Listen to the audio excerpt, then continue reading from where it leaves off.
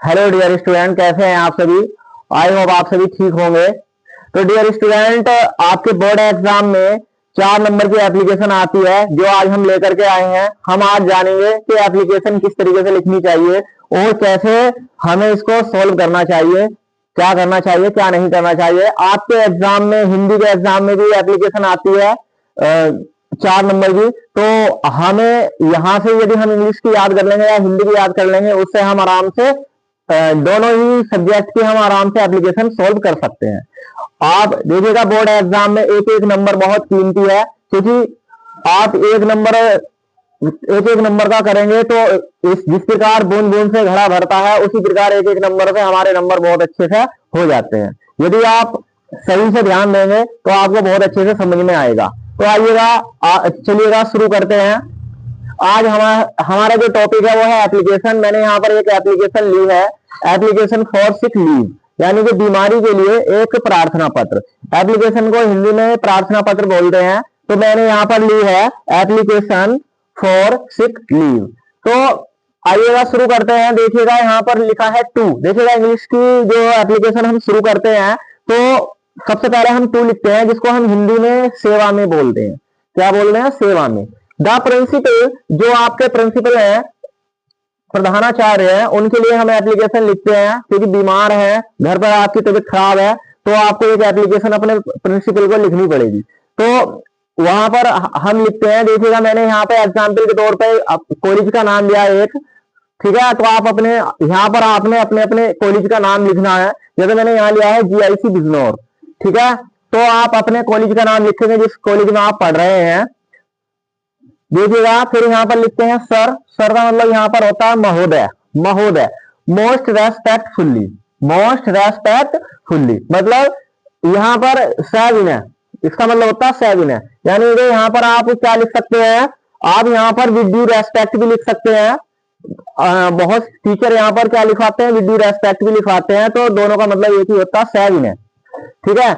I beg to say that, यानी कि नम्र निवेदन इस प्रकार है। देखिएगा सभी जो एप्लीकेशन है, मोस्टली सारी की सारी जो एप्लीकेशन है ऐसे ही, यहाँ तक तो ऐसे ही लिखी जाती है। मैटर इसका आगे को शुरू होता है जो एप्लीकेशन का है।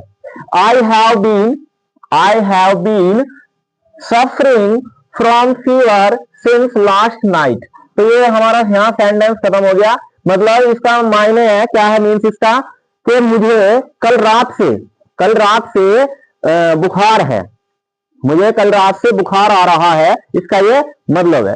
So I can not attend the college, इसलिए मैं, सो का मतलब यहां होता है इसलिए मैं कॉलेज को अटेंड नहीं कर सकता, मतलब कॉलेज में मैं उपस्थित नहीं हो सकता, ठीक है। The doctor advise me to take rest at home. यहां पर एट होम रह गया है, ये मैंने यहां लिख दिया है एट होम।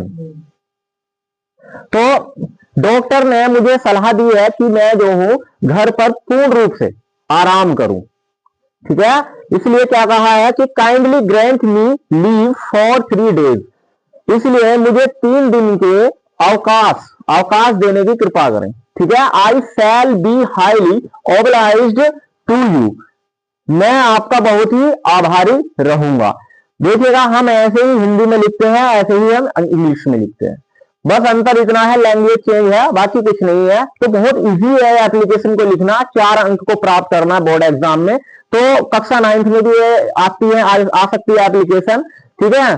थैंक यू, धन्यवाद। योर ओबीडियंटली, आपका आज्ञाकारी शिष्य या शिष्य, ठीक है। XYZ, फॉर एग्जाम्पल मैंने XYZ लिखा है। बोर्ड एग्जाम में वैसे तो XYZ ही लिखते हैं, ठीक है। और यहाँ पर डेट लिख देते हैं, जिस भी डेट में आप लिखेंगे, जैसे आज तारीख है 30/12/2025, तो यहाँ पर हम डेट लिखते हैं, ठीक है। आई होप बहुत अच्छी तरीके से आपको ये समझ में आई होगी, क्योंकि हमें रटने से कुछ नहीं मिलता। आप यदि रटेंगे किसी भी चीज को तो आपको कुछ नहीं मिलेगा, कुछ हासिल नहीं होगा। यदि आप समझेंगे और सीखेंगे तो आपको बहुत अच्छा समझ में आएगा, बहुत अच्छी तरीके से आप एप्लीकेशन को कर लेंगे। कोई सा भी टॉपिक हो, जब तक आप अच्छे तरीके से नहीं करेंगे, समझेंगे नहीं, सीखेंगे नहीं, तो जब तक आपको समझ में नहीं आएगा, फिर आपको याद करने की और या रटने की आवश्यकता नहीं है। तो इसलिए आप जो है बहुत अच्छी तरीके से इस चीज को आप समझिएगा, सीखिएगा। अगर आपको ऐसे समझ में ना आया हो तो दोबारा से वीडियो को दोबारा से चलाइएगा और दोबारा से इसको समझिएगा। इसी एप्लीकेशन से हम दो एप्लीकेशन और बना सकते हैं। जैसे मान लीजिएगा हमारे आपको घर पर जरूरी काम है, urgent work at home, urgent work at home, आपको घर पर जरूरी काम है तो आप इसमें से कुछ नहीं करेंगे, बस सेंटेंस हटा देंगे। किस तरीके से हटा देंगे,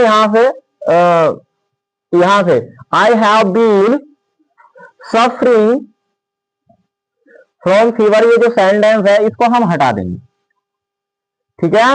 और ये हटा देंगे जो डॉक्टर वाला सेंटेंस है, इसमें से the doctor advise me take to completely rest at home, ये जो है हमारा, इसको हम हटा देंगे। देखिएगा ये हमने हटा दिया यहां से। और हम यहां पर लिख देंगे, क्या लिख देंगे, आई हैव एन अर्जेंट वर्क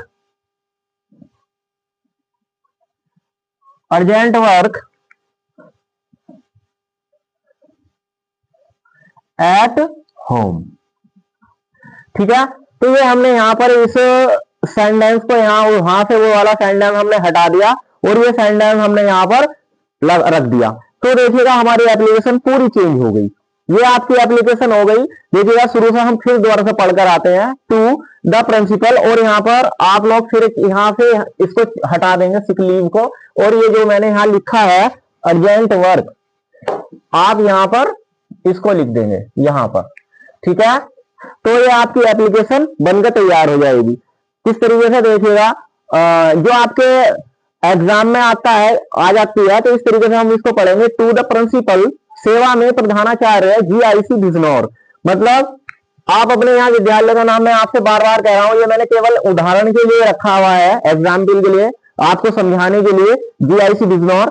तो आप अपने कॉलेज का नाम लिखेंगे जहां आप पढ़ते हैं, ठीक है। तो सर मोस्ट रेस्पेक्टफुल्ली या विद ड्यू रेस्पेक्ट सर विनय, I beg to say that, sir विनय निवेदन इस प्रकार है कि I have an urgent work, मुझे घर पर कोई जरूरी काम है, मुझे घर पर कोई जरूरी काम है, so I can not attend the college, इसलिए मैं विद्यालय नहीं, कॉलेज नहीं आ सकता, कॉलेज को अटेंड नहीं कर सकता, ठीक है। Grant me, kindly grant me leave for, आप यहाँ पर जितने दिन की भी आपको अवकाश चाहिए, जितने दिन का भी आपको लीव चाहिए, यहाँ पर आप लिख सकते हैं 1 डे 2 डे। दूसरा जो एग्जाम में आपसे पूछा जाएगा कितने दिन की आपको उसमें एग्जाम जो है एग्जाम में लीव चाहिए, उसमें दिया होगा, हो सकता है दिया हो, तो आप उसी उतने ही दिन के आप बोर्ड एग्जाम में लिखेंगे जितने दिन का आपसे पूछा गया है, ठीक है। तो यहाँ पर मैंने यहाँ 3 डेज लिखा है, तो आप ऐसा नहीं कि बस रट्टा मार दो 3 डेज लिख दो, जितने दिन का आपसे एग्जाम में पूछा गया है उतने दिन के आपने लीव लेनी है, वहां पर लिखनी है यहाँ पर, ठीक है। 3 डेज, यानी कि इसमें इसका मीन्स है कि कृपया मुझे 3 दिन का अवकाश देने की कृपा करें। अगर आपको 1 दिन का आया तो 1 दिन का, I shall be highly oblige to you, मैं आपका बहुत ही आभारी रहूंगा, थैंक यू, धन्यवाद। योर ओबीडियंटली, आपके आज्ञाकारी शिष्य या शिष्या जो भी है, ठीक है, XYZ। आप यहाँ पर नाम नहीं लिखा जाता बोर्ड एग्जाम में, ठीक है। तो आपको समझ में आ गया होगा। तो डेटेड आपकी ये रही, यहाँ पर आपने डेट लिखनी है, जो भी डेट है, ठीक है। अब इसकी एक एप्लीकेशन और हम बना सकते हैं आराम से, कोई दिक्कत नहीं है। किस तरीके से बनाएंगे आप ध्यान से देखिएगा। हम यहाँ पर आराम से लिख सकते हैं कि आपको भाई की शादी में जाना, सिंपल सिंपल सी एक एप्लीकेशन बना सकते हैं आप, अगर आपने इसको बनाना है। क्या है कि भाई इसको हम मिटा देते हैं यहां से, ठीक है, ये हमने यहां से मिटा दिया और एक एप्लीकेशन हम यहां दूसरी बना लेंगे। किस तरीके से कि I am going to Bijnor, आप जहां भी आपके जो शादी है, बिजनौर है, मेरठ है या बुलंदशहर है, जहां भी है, आप कोई से भी जिले का नाम और शहर का नाम आप लिख सकते हैं, वहां की लोकेशन जो भी है आपकी, ठीक है। इसका मतलब यह है कि मैं बिजनौर जा रहा हूं, किस काम से जा रहा हूं, किसके साथ जा रहा हूं, ठीक है, विद माई पेरेंट्स।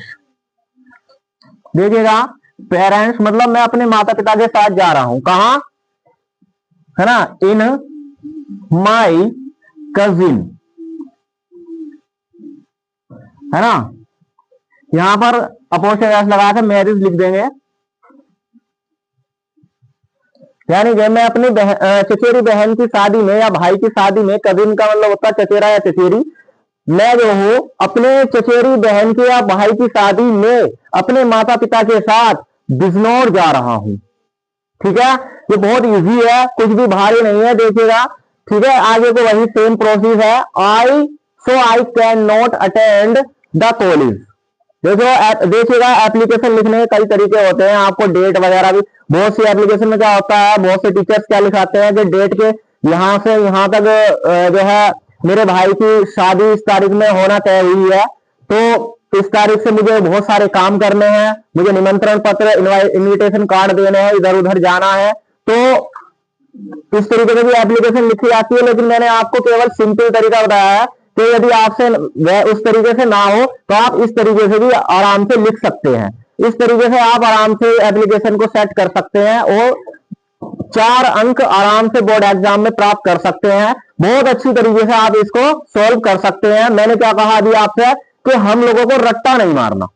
यदि आप रट्टा मारेंगे तो 2 दिन बाद नहीं, 4 दिन बाद नहीं, 6 दिन बाद आप आराम से भूल जाएंगे। तो आपको ये चीजें क्या करनी है, समझनी है, दूसरा सीखनी है। बार बार प्रैक्टिस कीजिएगा, बार बार समझिएगा, बार बार करिएगा, क्योंकि आप बार बार करेंगे, बार बार समझेंगे तो आपको बहुत अच्छी तरीके से समझना आ जाएगी, ठीक है। तो हम यहां पर मैंने इसको चलिएगा शुरू से पढ़ लेते हैं एक बार फिर से।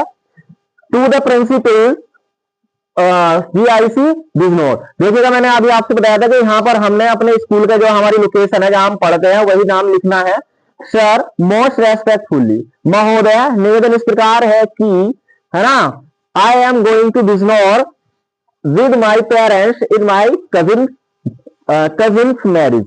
यानी कि मुझे, मैं जो हूं अपने माता पिता के साथ अपनी चचेरी बहन की शादी में बिजनौर जा रहा हूं। So I can not attend the college, इसलिए मैं विद्यालय में, कॉलेज में नहीं आ सकता हूं, ठीक है। Kindly grant me leave for 3 days, कृपया मुझे 3 दिन का अवकाश देने की कृपा करें। I shall be highly obliged to you, मतलब मैं आपका बहुत ही आभारी रहूंगा। थैंकिंग यू, योर ओबीडियंटली, आपका आज्ञाकारी शिष्य या शिष्या XYZ, ठीक है। डेटेड, आप जिस डेट में आप एप्लीकेशन लिखेंगे, लिख रहे हैं, उसको यहाँ पर वो डेट आ जाएगी। आई होप आपको बहुत अच्छी तरीके से यह सेशन समझ में आया होगा, ठीक है। और यदि आपको यह वीडियो अच्छा लगा हो तो चैनल को सब्सक्राइब कर लें, लाइक कर दें और कमेंट में लिखें आपको ये वीडियो कैसा लगा। Thank you.